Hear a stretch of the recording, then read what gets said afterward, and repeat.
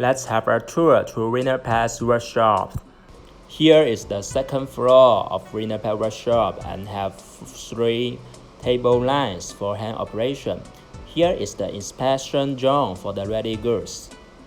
These finished goods will be in the QC process before shipment. Okay, let's go to the third floor. There are 5 assembly lines in the third floor for the packaging. Let's come to the assembly line 1. They are working serious for the small box, usually using for ring and earring. Okay, let's go to the second assembly line. As it is weekend, there are only 2 ladies working at this table line. This is the third assembly line. Most of Winnerpak's workers are women at the middle age.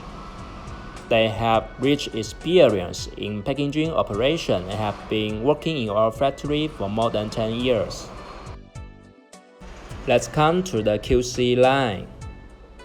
Here is the finished products in the QC process.